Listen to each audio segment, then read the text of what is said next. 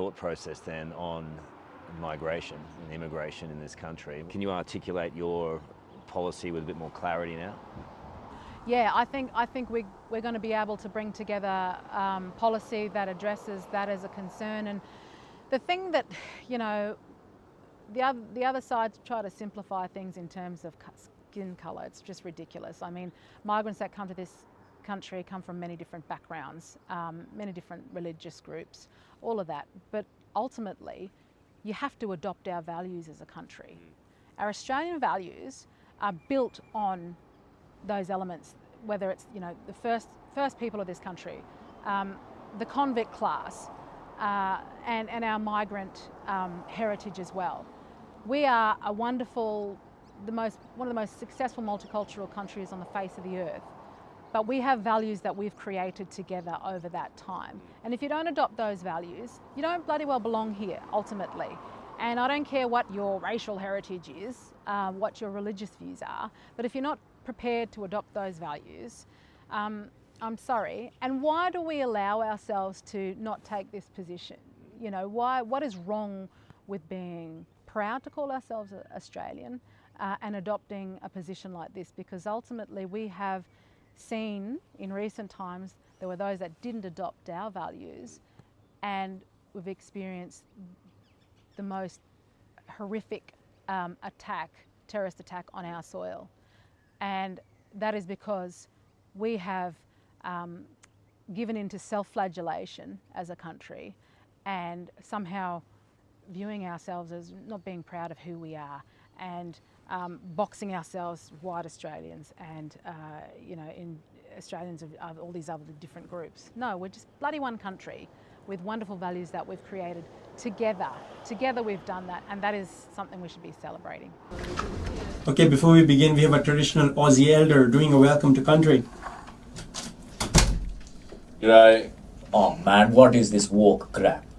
G'day. I want to welcome you all to the traditional land of Australia. It's not Australia anymore, it's New Delhi. Hey, stop being problematic. Please continue. Anyway, I want to welcome you all to my pop's land, my old man's land, and my land. Your land is liquor land. Stop it, man. That's so racist. Oh, what, you snowflake? This was, and always will be, traditional white Australian land. Go sniff some solar battery juice. Hey, stop, or I'll get HR. No, yeah, fair enough. That solar battery juice is actually pretty sick. Why do we need to be welcomed to our own country? Because it's not our country. I mean, we are on stolen land. No, yeah, we've been here for like 50 to like 100 years. Get a job, brother. Yeah, no, I tried. But then they changed the job site hours to 10 a.m. to 6 p.m. and now I keep getting sunburned. Oh, I can't get a job. It's the brown man's fault. I wasted all my welfare on the pokies. Blame the brown man. Yeah, the pokies one was on me, but it's hard being a white bloke in brown Australia. Give me a break, bro. In 2076, you're persecuted just for being a straight brown man. Try being a straight white man in 2031. People seem to forget that Chairman Albanese sent 6 million of us to our death. No, that's propaganda, bro. It wasn't 6 million. It was at most 200,000. Whoa. Oh my god. I find this highly offensive as a person of no colour. Leave. Well, I'm sorry that I've triggered you bloody snowflakes, huh? I guess you want New Delhi to be woke and gay. This is why Brown Nation is rising in the polls. They're going to win. I'm so sorry. No, yeah, like at the end of the day, it is what it is, so whatever. So what about you guys? You watched the State of Origin? Yeah, well, Pakistan destroyed you guys, eh? She had in fact been talking about radical Islam, not all Muslims. What I was talking about was radical Islam. Yes, everybody's opposed to... Look at my comments prior to that. Radical Islam, and then when Shari called up and pulled it up, and I said, yes, it is about the radical Islam that we have in the country. Yep. Pauline, I don't want us to talk over... She pulled me up and she said that, and I referred to that. Yep. Okay? If there is a person out there who is a Muslim and does not support Sharia law, female circumcision, child marriages, who do not support our culture, our way of life and our laws, then I apologise to you if my comment has offended you. Again, you can rightly criticise that apology for being sort of too grudging, but I'm not hair-splitting in making the distinction here. What Hanson was trying to say, and I'm certain, is that how can you tell who's a good Muslim? How can you be sure when you let them in? After all, who could have guessed that the older of the two alleged Bondi murderers would become a Jew-killing Islamic State follower when we let him in from India? The Israel mob is really playing on the offensive right now, and they're actively calling for, just really going on attack mode on social media. So this is a Harvard Yiddish professor, Ruth Weiss, and she's yelling at the American Jewish community, telling them they really have to start playing on offense. This is not a defensive game. Play on offense on social media. Play on offense when it comes to the narrative around Israel. This is insane. Take a listen and let's talk about it. You want us to make you look good? That's not my job. Your job is to make us look good. Our job is not to make you look good, American Jews. What do you have to worry about? Your job is to make us look good. And here's how you do it. Every one of us has to serve 3 years in the Army, 2 years in the Army, some of us 5 years, and then for the rest of our lives, you have got to serve 2 or 3 years in the army of words. You've got to learn to fight the political battle, which is even more important at this point than the military battle that we are. We'll fight the military battle. We're not asking you necessarily to come and be lone soldiers, although some of you can. You've got to learn how to fight back on the campuses, how to make the arguments. Now, they keep shifting. The ground keeps shifting under us. They keep changing the language. Intersectionality wasn't even a word 10 years ago. Now suddenly it's intersectionality. You've got to stay on top of it. Wow. And you know how we train for the Army? We don't train for defensive warfare. Right here. If the war against Israel ever had to be fought on Israeli soil, do I have to tell you? It's an impossibility. So it's the same thing. Don't let the war of words ever be fought about Israel's nature. Let it be fought about why you can't accept Israel, why you have to single out this tiny people. Try to find Israel on the map. It's hardly there. We used to play this game, Where's Waldo? I'm going to play the rest. I just have to pause there. We have to talk about it. This is deranged level. This is deranged. You are 5 brothers. I want you each to start a banking business in a different country. One to go and open a house in Paris, one in Vienna, one in London. Choose the most important centers, so that when money is to be sent from here to London, let us say, you won't have to risk life and gold. Amshel, here in Frankfurt, will just send a letter to Nathan in London saying, pay so-and-so. And that will be offset by loans from London to Frankfurt. Understand? Yes, yes. In your day, there will be many wars in Europe. And nations that have money to transport will come to the Rothschilds because it will be safe. Papa, you mustn't talk anymore. The doctor's... I'm giving advice to our sons, Mama, that the doctor cannot give. Remember, unity is strength. All your lives you must stand by one another. No one brother must be allowed to fail while another brother succeeds.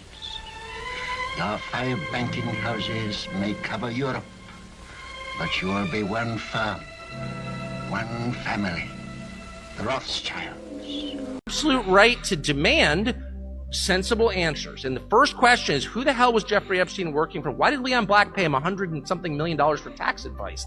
Don't stop lying to me. It's not tax advice. I have an accountant. It's not that expensive. And like, what was this? And anyway, last thing I'll say, just as you're following along, my understanding as of 6:45 p.m. Friday is that this really isn't about sex as much as it's about the international and financial intel questions. That's what it's about. Those are we know Jeffrey Epstein was a sex freak. We know a lot of women were hurt. But what we don't know is why. And so I think it's fair, or at least I plan to going forward over the next week, is we're going to dig into this pretty hard, is to press those questions. Like, what was big picture? What was this about? What are the questions you're going to ask? What was this? Where do you? How do you go from being, a math teacher at Dalton to having your own private island in the largest house in Manhattan? And so who is Les Wexner? He's alive, I guess, right? Les Wexner is the former CEO of a company called The Limited, which is a massive clothing Victoria's retailer. Secret or something, right? Correct. Abercrombie & Fitch, I think, and a bunch of different and he lives in Ohio clothing or something, companies. right? The richest person in Ohio, super impressive guy in a lot of ways, very rich guy. And he wound up financing a lot of Epstein's life. And he's never been interviewed by the feds, ever.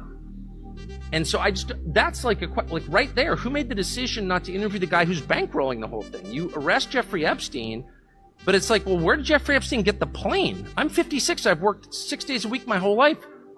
I fly in Southwest. Like, how do you get a plane? So you spent time with Jeffrey Epstein.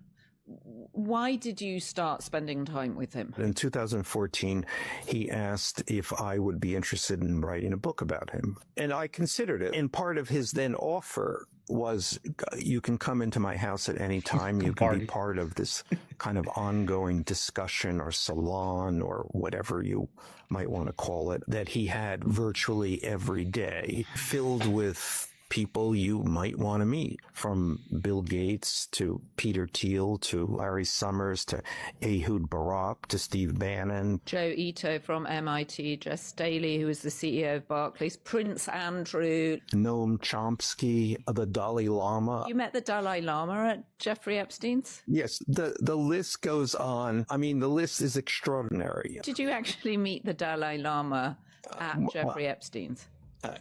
Indeed. Whoa, I don't think I knew that. Who were really the powerful people? Was it the director of CIA? Was it FBI? Was it the big pharma? Was it military-industrial complex guys that are General Dynamics? Who were the people that are like, oh, I got you. You have, I never thought you had power. Who actually has the power? most powerful person by far? The president. Power over everybody. The power is enormous. Most people don't believe that. It is. There is a sort of a deep state, and a lot of that's people that have been there. And then there's some bad guys, there's some bad people. Then there's a radical left, which I think are more dangerous in many ways than the other countries. I really do. You know, guys like Shifty Adam Schiff and other people, they're bad people. They're sort of sick people, not stupid people either, by the way. Smart people. Sure. But they're vicious, but they're very bad for our country. Is Adam Schiff powerful? Can you imagine? Well, he made up the Russia hoax. No, he and Hillary. What I'm saying is, who is their boss? Who calls them and say, you better or else? I think it's an amorphous group. It's a group. It's not one person. It's an amorphous group of lunatics. And when they come together, they're pretty bad. But let me just say this. The president has the absolute, if the president is, now Biden doesn't know he's alive, so I don't think I really believe they used him as a vessel, like a vessel in the night. And then George W. Bush gets elected president. And 9/11 happens. And as soon as 9/11 happens, Bush says, we got to invade Iraq. It's their fault. 9/11's their fault. We're like, no, they had like literally nothing to do with 9/11. Well, we're going to invade them anyway. Okay, well, we think this is a mistake, but battle lines drawn, as I said earlier. Was there no conversations, like real conversations with? The only conversations were between Cheney, Condi Rice, and Rumsfeld. But mostly Cheney's deputies, Scooter Libby and Addington and, all those guys. Zal Khalilzad. No one in the CIA could get in Bush's ear and be like, look. We were absolutely preoccupied with Al-Qaeda. Got it. Okay. Everybody in the building's working on Al-Qaeda. Okay. And then Bush calls one day and says, oh, by the way, come up with an invasion plan because we're going to invade Iraq and overthrow Saddam Hussein. We're like, what? What are you talking about? But that was it. That was the order. So we decide to invade Iraq, and the CIA says, let's say we do invade Iraq and we overthrow Saddam Hussein. Then what? And Dick Cheney says, we're going to put this fella, Ahmed Chalabi, he's going to be the president. And we said, whoa, no, we are not. Cheney said that. Yeah, we have a burn notice on Cheney. I mean on Chalabi, and on everybody associated with Chalabi. We're not working with Chalabi. And then the CIA reissued the burn notice saying, listen, this is from 10 years ago, but just remember, we don't deal with this guy. So what Cheney did is he ordered the Undersecretary of Defense for Intelligence to secretly reopen a channel with Chalabi. And he specifically told him, don't tell the CIA. Wow. I remember, part of my job, or 90% of my job at the time, was reading 10, 15,000 cables a day. Wow. 20,000 that were coming in to brief the director. I'd boil that 10 or 20,000 cables down to a half a dozen of the most important issues to brief the director in the morning. And then we started getting these cables. Like, the weapons of mass destruction are located at these geo-coordinates. I'm like, holy shit, who found this? Super secret, double secret probation kind of special source that nobody can know about. If you take away the Soviet Union and its chief proxy, the PLO, international terrorism would collapse.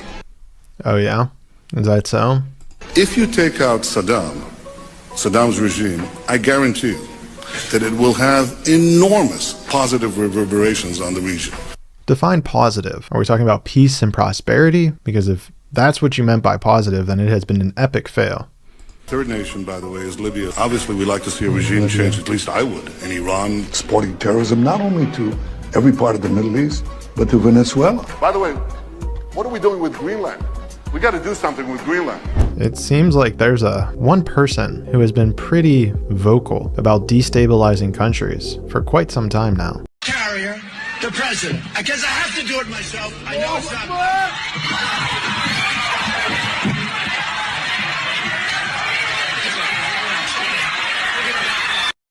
I'm going to show you two photos of former Prince Andrew. Prince Andrew attended various parties with Jeffrey Epstein. Under the law Congress passed, you were allowed to redact photos to protect the victims of Epstein's sex trafficking operation. You redacted the photos of this victim's face because you were following the congressional law. Is that correct?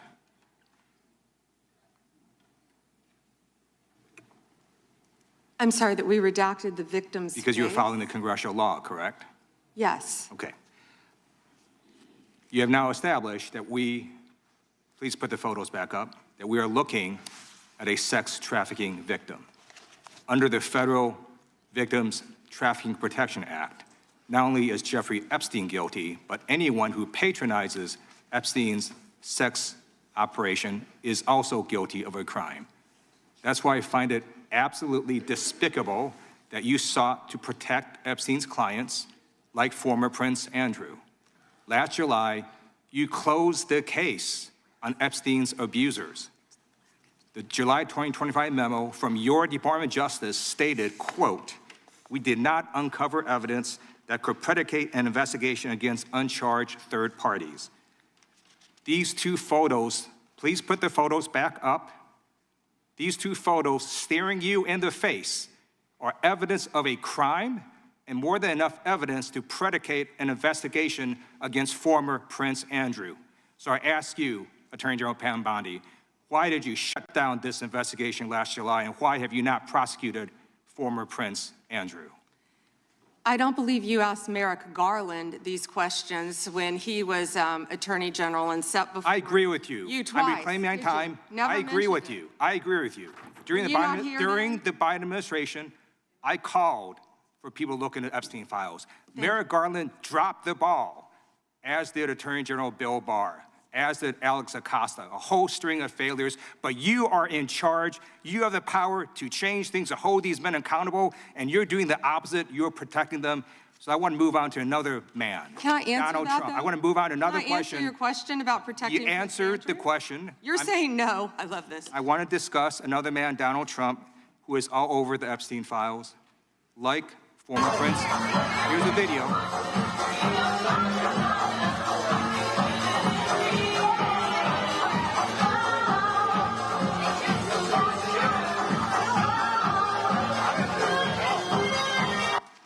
Like former Prince Andrew, Donald Trump attended various parties with Jeffrey Epstein. I want to know, were there any underage girls at that party or at any party that Trump attended with Jeffrey Epstein?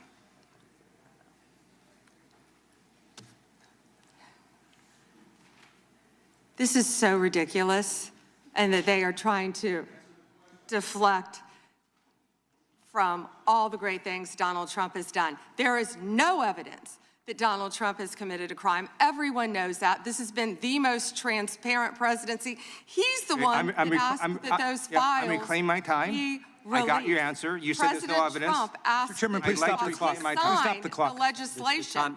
This is time belongs to the gentleman from California. Okay. I'm going to put up another document from a witness who called the FBI's National Threat Operations Center, because I believe you just lied under oath. There is ample evidence in the Epstein file. Don't you ever accuse me of a crime. I believe you just lied under oath, and this is all on videotape. You said there's no evidence of a crime. I'm showing you, here is a witness statement who called into the FBI's Threat Operations Center. He drove Donald Trump around in a limo. He overheard what Donald Trump said to Jeffrey on his cell phone. He was so angry, he was going to stop a limo and hurt Donald Trump. And he met a girl who said she was raped by Donald Trump and Jeffrey Epstein. She later had her head blown off, and officers at the scene said that could not have been suicide. No one at the Department of Justice interviewed this witness. You need to interview this witness immediately. Epstein should rot in hell, so should the men who patronized his operation. And as we sit here today, there are over 1,000 sex trafficking victims, and you have not held a single man accountable. Shame on you. If you had any decency, you would resign right after this hearing concludes. As Attorney General, you need to answer our questions. Pam Bondi, you are under oath. Answer the question. Answer the question. When? Now? It's time to play the U.S. Congress's favorite new game show, Just Answer the Question, Pam. The rules are simple. We ask Pam Bondi a question, and she just has to answer it. Easy for everyone, difficult for Pam. Pam, answer this question. Donald Trump attended parties with Jeffrey Epstein. Were there any underage girls at those parties? Can I answer the question? Go ahead. I'd like to answer the question. Please do. Jeez, when can I answer the question? Right now. All right, moving on to round two, which is the same as round one because Pam still hasn't answered the question. Pam, just answer the question. Donald Trump is the best president to ever live. Not the question. But the Dow! The Dow! We're not talking about the Dow. This is a circus, and you are all clowns. Okay. The Dow! Not even close. All right, still no answer as we move into round three, the lightning round, which is the same as the other rounds except faster because I need this to be over. Pam, answer the damn question. Trump derangement syndrome. Nope. Merrick Garland. It's a yes or no question, Pam. Piper, no! That's all the time we have today because I'm reclaiming it. And Pam, because you didn't answer a single question, you'll be receiving a well-deserved takedown from Texas Democrat Jasmine Crockett.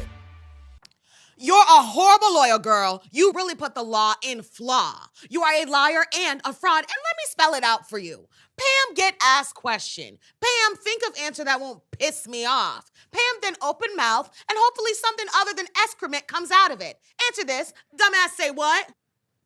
What? What? What? Dumbass say what? Exactly. Huh? Costa, he allegedly said that he did work for an intelligence agency. So could you resolve whether or not he did? And also, could you say why there was a minute missing from the jailhouse tape on the night of the stabbing? Yeah, sure. If Hey, Pam, could I just interrupt for 1 second? Are you still talking about Jeffrey Epstein? This guy's been talked about for years. You're asking, we have Texas, we have this, we have all of the things. And are people still talking about this guy, this creep? That is unbelievable. Do you want to waste the time, and do you feel like answering? I don't mind answering. I mean, I can't believe you're asking a question on Epstein at a time like this where we're having some of the greatest success and also tragedy with what happened in Texas. It just seems like a desecration, but you go ahead. Sure. First, to back up on that, in February, I did an interview on Fox, and it's been getting a lot of attention because I said, I was asked a question about the client list, and my response was, it's sitting on my desk to be reviewed, meaning the file along with the JFK, MLK files as well. That's what I meant by that. Also, to the tens of thousands of video, they turned out to be child porn downloaded by that disgusting Jeffrey Epstein. Child porn is what they were. Never going to be released, never going to see the light of day. To him being an agent, I have no knowledge about that. We can get back to you on that.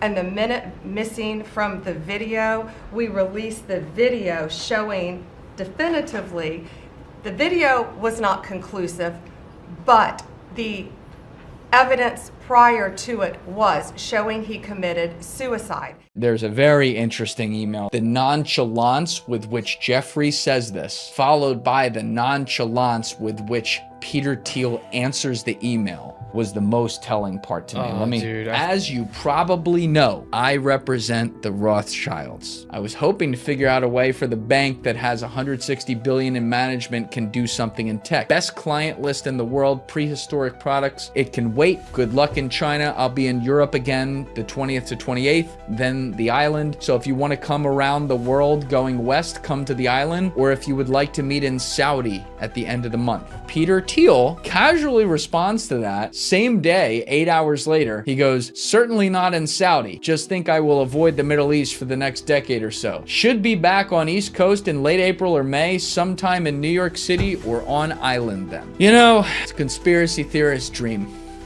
Why is Epstein Island in a kid's video game? So I was at a yard sale this morning, right? And I'm looking through this pile of Xbox games and I see this and I'm like, wait, is that literally Jeffrey's Island? And it is literally a game for like toddlers. It's like Leo, Lily, Andy, just little kids. And you have to like explore this treasure island. A new person! Welcome to Fun Island! Fun Island? Best friends and play I feel forever. so weird. The fact it's aimed at kids too, like, that is so creepy. Run along to the pizza party and... Pizza party? Are you serious? See, they always hide this stuff in plain sight. And the fact that this game is like, I don't know, it came out like 6 years ago and nobody said a thing. Bro, you cannot tell me that's not the exact same temple on Little St. James. That's not a coincidence. They hide it in plain sight. Always. They always do this.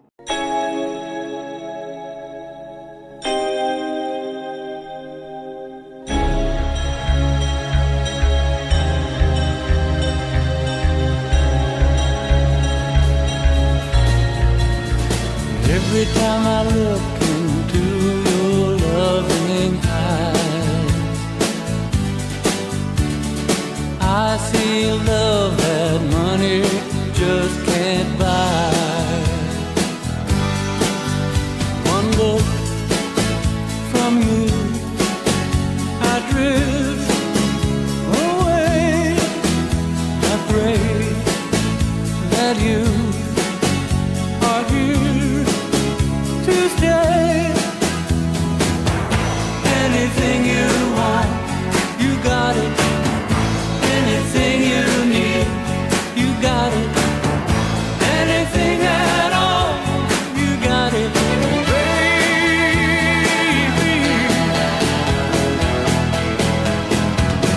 Every time I hold you, I begin to understand. Everything about you tells me I'm your man. I live my life to be with you. No one can do the thing you do. Anything you want, you got it. Anything you need, you got it. Anything at all, you got it, baby.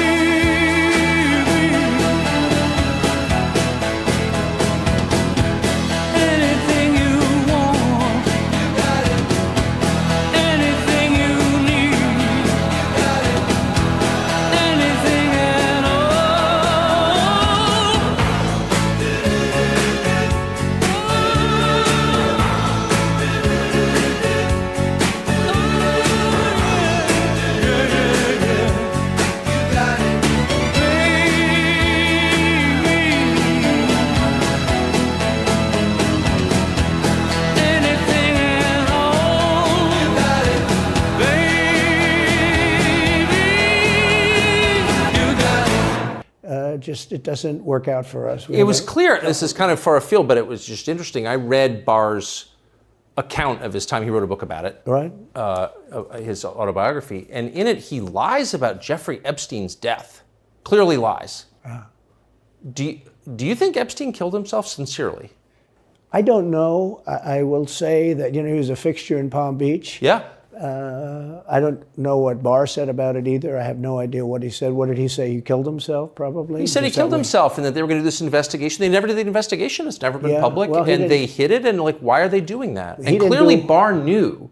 But why would Bill Barr be covering up the death of Jeffrey Epstein? Barr became so petrified, so frightened of being impeached. They were going to impeach him. I don't know if you remember it. Yeah. It's not a big moment in history.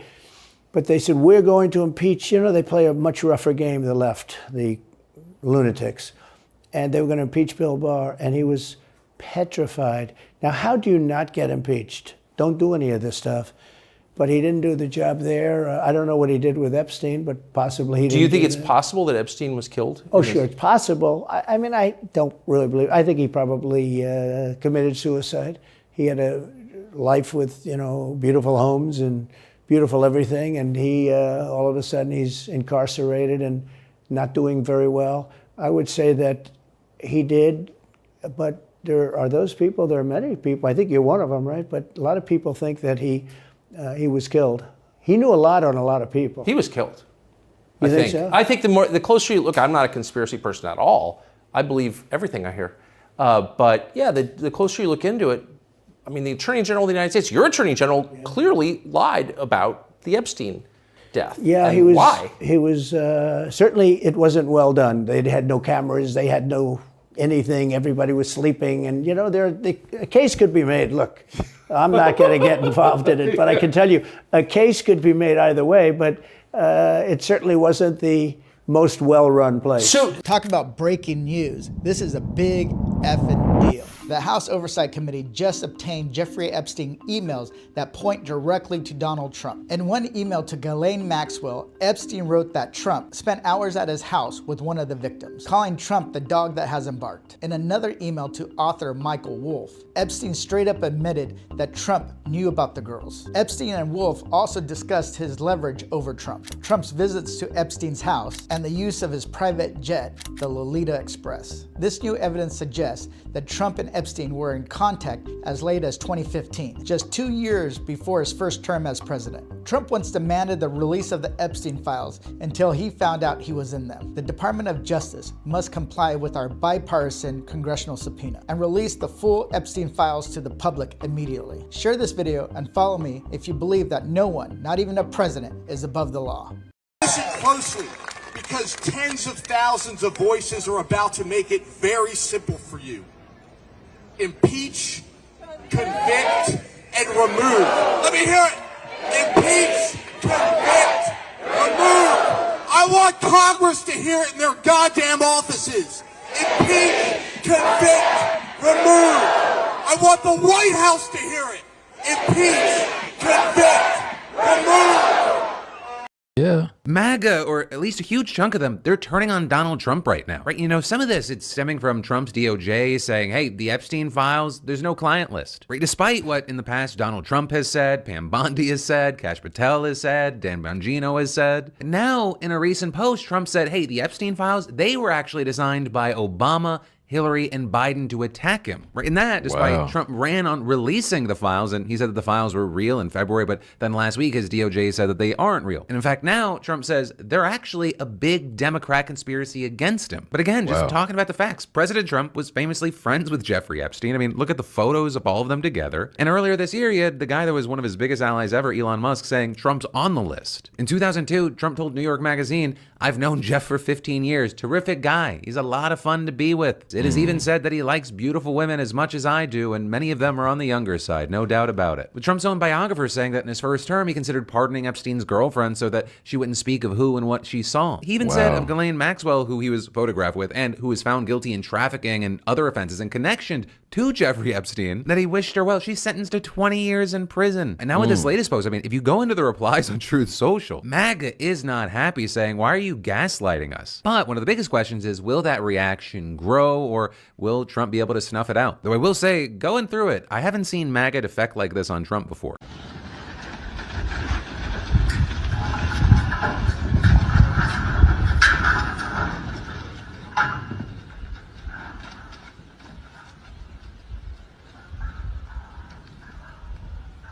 Arrest them for intifada. Can you charge for that? Is this all recorded? Because all I'm saying is the CPS themselves put a statement out there saying that it is not a chargeable offense. It does not reach the legal threshold to be charged. You're not going to loosen up this, yeah? Just want to carry on the harm. I'm telling you, I can't care. I've not been battering. So you want to keep it whole. All right, no, add it to the bill. Add it to the bill, Habib. Add it to the bill. That you're going to end up be paying for it on your pensions. Yeah, is the code G still applicable? Okay, so there's a necessity for my arrest now, yes? For a speech. Look, as I said 2 days ago, I was violently abused by Zionists in front of the... Imagine? And they just let them go.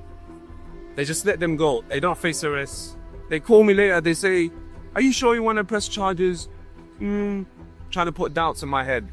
They are absolutely in collaboration with Zionists, from Zionist lobbies, not just the police, the governments, the ministers, the MPs. And you know what?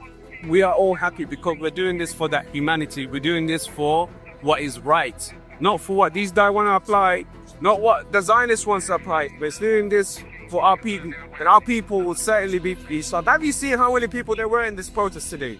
There were hundreds of thousands of people in this protest. Not a single violence, not a riot, nothing like that.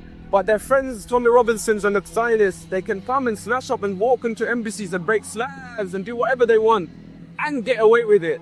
Why? Because you're in collaboration with them. This is what satisfies you. It's been 2.5 years. Did you not get the message? You do not get the message that we grow in numbers. Our resistance will grow because your repression is what makes us try and punch. We can't allow this to happen. We can't allow you to normalize genocide and racism and Zionism. We can't allow you to normalize this. Not here, not anywhere. You understand, I know you work with them very well. Got strong connections with them. Yeah, we're not gonna allow you. We have rights here as British citizens. We are the majority of the people. So whatever your stupid ministers or whatever Mike Riley's trying to say to you to do, arrest them for intifada. Can you charge for that? Is this all recorded? Because all I'm saying is the CPS themselves put a statement out there saying that it is not a chargeable offense. It does not reach the legal threshold to be charged. They know this, we know this, but they insist to charge. This is why it's an unlawful arrest. This is why it's a politic and disproportionate of abuse of powers to try and silence one side of this story, our side, the Palestinian side. And I tell you, and I guarantee you, wallahi, this will never, ever, ever, ever happen. We will only go and salute to everyone that was here today. Every single one of you guys. Massive respect. The energy, the chants, the drumming, outstanding. Everyone was out there in the public clapping, supporting the cause from every single aspect. We have people in our movement that belongs to every spectrum. Has that ever happened before? It has people from different faiths, Jews included. It has every race, every language you can think of, every skin color, anything you want, we have in the movement apart from Zionists. Why? Because we have now discovered for what it really is. It is terrorism. Free Palestine all day long. To please stop Zionizing us. Stop the Zionizing. Zionizing, it's a verb which means to gaslight someone with such shameless, narcissistic, psychopathic audacity that you deny reality to their faces while simultaneously playing the victim, engaging in endless circle debates that go nowhere and displaying a complete loss of empathy and basic humanity. Right? Remember, Piers, why the first video went viral? Because I called Israel a narcissistic, psychopathic behavior fucks you over and then makes you think it's your fault. Because this is what Israel does. It didn't happen. And if it did, you're remembering it wrong. And if you're not, it's your fault because you're looking into my phone. Narcissists lived in their own made-up reality. They don't share your reality. They live in their own custom-made universe where facts are negotiable and truth is whatever serves them in the moment. And when you corner them, they throw tantrums, accusation, Hamas, anti-Semitism, full victimhood mood. And it's pointless to debate with them, right? Because take him, for example, and the likes of him. You show them a video, it didn't happen. You show them UN reports, these are lies. You mention international law, it's complicated. You get testimonies on the ground from doctors and nurses at Hamas propaganda. Yeah, we saw it with our own eyes. Your optic nerve is anti-Semitic. Like Israel is like Shaggy. We saw you won the hospital. It wasn't me. We saw you killed the children. It wasn't me. Dude, your war crimes are documented. Hamas propaganda. Also, it wasn't me. There is no point of debating gaslighters. We have 4K videos, satellite imagery, and your own soldiers posting on TikTok bragging about killing children. But of course, yeah, the entire planet is having a mass hallucination, right? This is like Israel has the same credibility as a Ponzi scheme. Right? Welcome back to Is It War? World War I. War. Correct. World War II. War. Correct. The Vietnam War. War. Oh, I'm sorry, Carl. That was a congressionally authorized counteroffensive. Don't worry, we get right back on track with the Korean War. War. No, that was police action. No, they had tanks and stuff. Well, the police have tanks now, don't they, Carl? Okay, the First and Second Iraq War. War. They identify as military action. It's a bit like pronouns, except we kill people. All right, how about Libya? War. I'm sorry, that was kinetic action, not a war. Venezuela. Well, it was an act of war, I think. No, I'm sorry, that was a law enforcement operation, not a war. Iran. It's a war. We're doing war things. No, not war things. Preemptive retaliatory de-escalation action. No, that's not a thing. All right, judges. Okay, how about the war on terrorism? War.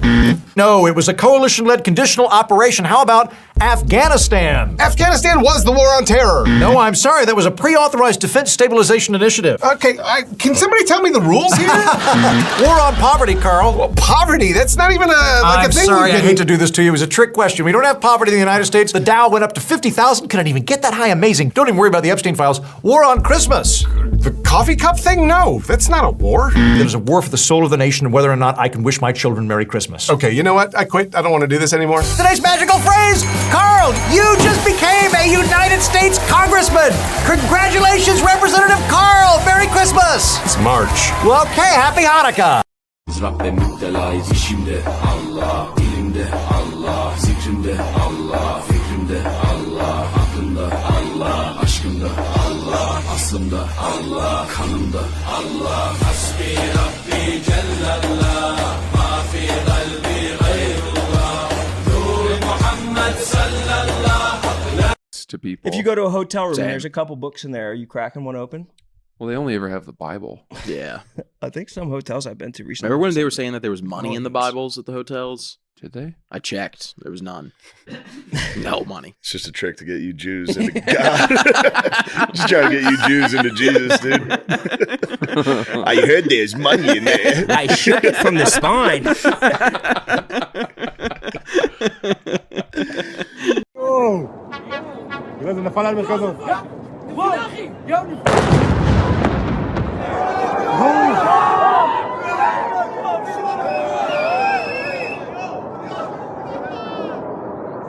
Oh my God.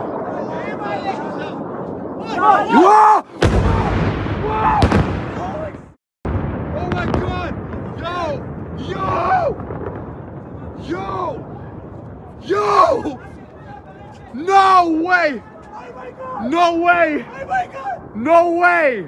I got a call from one of my senior officers saying, you can stand down. We don't need you. I said, what do you mean you don't need me? Everybody's going.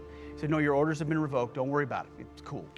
The implication is you're an extremist or you're a threat to our unit. If that happened to me, a guy who's on national television, who's got every opportunity to eventually talk about it, imagine how many other guys that happened to. And it did, whether it was vaccine mandates or whether it was unit stand-downs.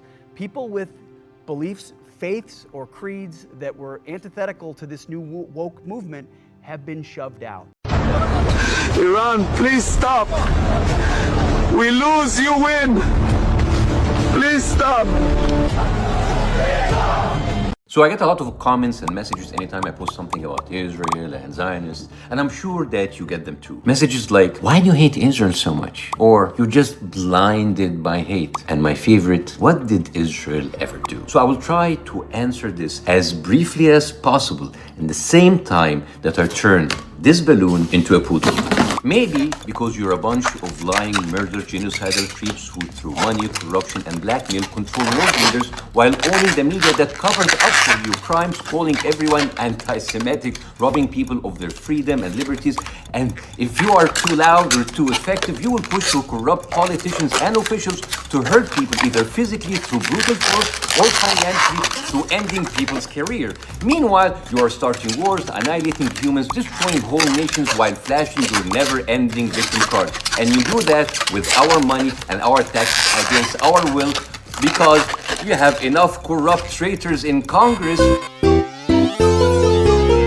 writing you blank checks, making us all feel as if we are living under foreign occupation. I can go forever about your sex trafficking, organ trafficking, forest burning, shielding pedophiles, promoting rape, and so many other things, but unfortunately, I am already done with the voodoo.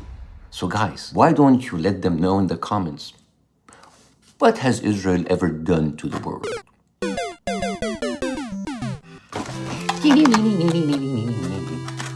I brought 30 of the dumbest Instagram influencers in the world to Dubai. But instead of chocolate, we have a very different surprise for them. Ladies, your new challenge, escape Dubai.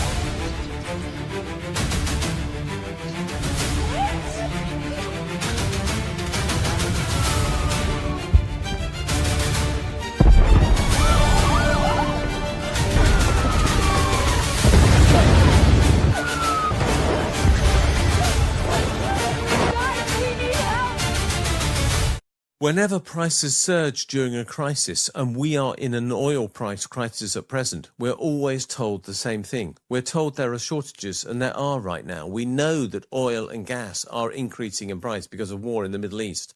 But that is only half the story. Right now, we know that something else is going to happen as well. Oil companies are going to record profits. Energy traders are going to make extraordinary gains, and electricity generators are also going to be bringing in the cash in a way that is not normal. Why is all that happening? That's because market structures allow companies to turn uncertainty of this sort into profit. That is why inflation during crises can sometimes be something quite different. It's not shortage-led inflation, it's profit-led inflation. And profit-led inflation is exploitation. We need the government to protect us against this exploitation, and we need them to do it now. There need to be windfall charges on the companies who are going to make a great deal of money out of our suffering right now. You know what I think's coming? What's that? I think they're going to stop selling things. Yeah. Selling's messy. Ownership gives people ideas. They're going to rent everything. Everything. Not houses, not cars, not just the big stuff. Everything. It's cleaner that way.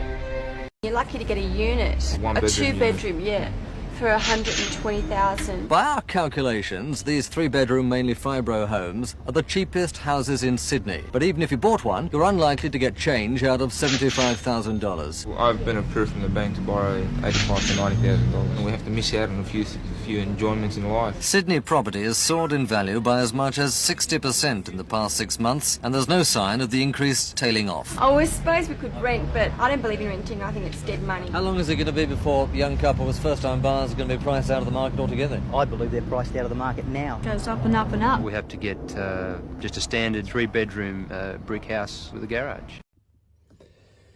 I've been living for the last many years of my life now with this really strange, foreboding intuition that we as a country are right on the precipice of something bad happening. Something that pushes all of this that we know and how we know it, something that pushes it all over the edge and changes everything. Can you guys relate to that? Maybe I'm just weird. I've talked about it many times on the show. I've talked about it many times offline with my friends. Like, man, I just have a feeling that that like something bad is coming. Don't know what it is. And I've always thought about it in my short-sightedness as a single event. Now,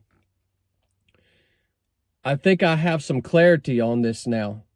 I think I can see now what's causing that intuition in me and in probably so many of you.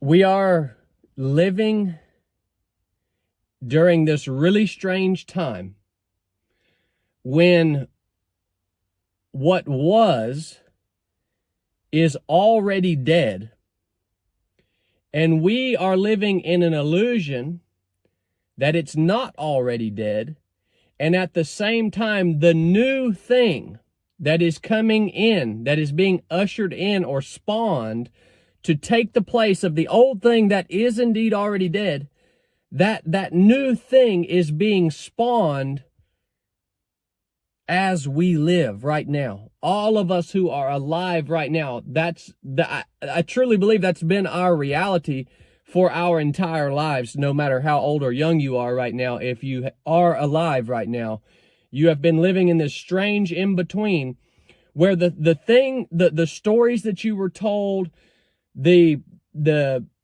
principles that you were taught, the old days, right? That stuff is already dead. And what we're feeling is the strangeness of the new thing that is being spawned, or maybe has already come to maturity, but is now taking control of what the country is and really what the world is. I don't know that we will live long enough to see the absolute consummation of that thing. I don't know exactly what it's going to look like. I have been guilty of being very short-sighted for these last few years, thinking that we could go, if we could just start doing the right thing, we could go back to the old ways. I still hear conversations on the largest platforms of people talking about, if we could just get justice for these evil elites, we could get back to the country that we were told stories about, that we read about in the history books. Man, if we could, we have conversations still about how is the United States of America going to remain a world power? Like if we could just do these things, we could get back to the old days. And I think that's very short-sighted. And I think we can't see when we're having conversations like that, like I've had in the past, we can't see what's actually happening. And it's that all that we've heard about has already died. What the new thing is, again, I don't know exactly what it looks like, but I'm imagining that because of technology, it's going to be unparalleled in human history. So this sounds kind of dismal, and it is quite dismal, but it's something that's been on my heart today. And when did the old way actually die? I think we can really put our finger on that. When did the old way actually die? The thing that we think we might be able to get back to. We can really put our finger on that. The old way died when we traded as culture, really Western culture as a whole, when we traded God for human reason. And we have tried to now build a culture based off of human reason. And there is no such thing as human reason. Because what we call human reason is influenced by emotions, by perspective, by all sorts of different things. So you cannot build the foundation of your culture off of human reason, because human reason is not really a thing. It's a part of a thing, but it's a thing that's being influenced by all these other factors. And so it is not a thing in and of itself. That's when we became a people who really, truly, when you get to the root of it, don't know anymore what is right or wrong. That's when we became a people with really no identity outside of ourselves. We don't know where we came from. We don't care what our history is. We're not bound together by anything.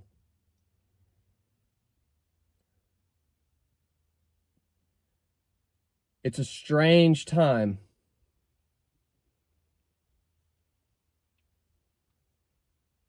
Those are just my thoughts for today.